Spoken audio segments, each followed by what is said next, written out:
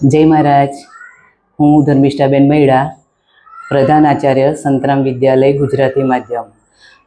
આજ રોજ આદરણીય વાલીશ્રીને હું એક એવી અપીલ કરવા માગું છું કે રોજબરોજ સાયબર ક્રાઇમ જે છે એ બહુ જ બનતા રહે છે અને એક યા બીજી રીતે આપણે સૌ એના ભોગ બનતા રહ્યા છીએ.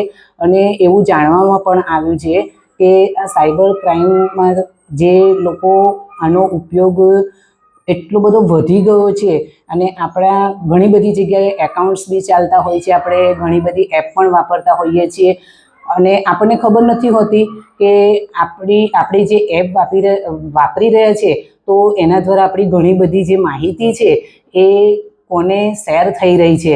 ક્યારેક તો એવું પણ બનતું હોય છે કે તમને પોતાને બી ખબર નથી હોતી અને તમારી બધી જ ડિટેલ એ સામી વ્યક્તિની પાસે પહોંચી જતી હોય છે.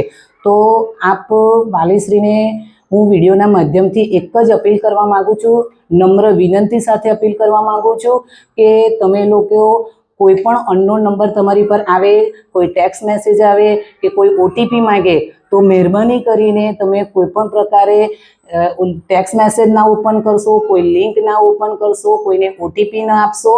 કારણ કે એવું જાણવા પણ મળ્યું છે કે ઘણા બધાની પાસે એવો ફ્રોડ થયો છે કે ઘણા બધાના પૈસા પણ ઉપડી ગયા છે.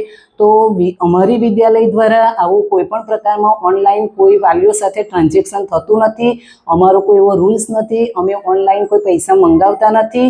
તો આપ સૌને ફરીથી નમ્ર વિનંતી કે આપ સૌ એનો ભોગ ના બનો અને આપના બાળકોને પણ એવું તમે જણાવી દેજો અને એમને ખાસ સૂચન કરજો કે જો બેટા તારે મોબાઈલ વાપરવું હોય પરંતુ આવું કંઈક તને મળે જાણવા માટે અથવા મોબાઈલમાં આવું કંઈક આવે તો પહેલાં સૌપ્રથમ મને જાણ કરજે અને તાત્કાલિક મોબાઈલ સ્ટોપ કરી દેવો અને શક્ય હોય તો આપણે આમાં પડવું નહીં. કારણ કે સાયબર ક્રાઇમના જે ગુનાઓ છે એ રોજબરોજ પુષ્કળ વધતા જાય છે અને આપને અમે એટલા માટે જાણ કરીએ છીએ કે તમે પણ આના ભોગ ના બનો.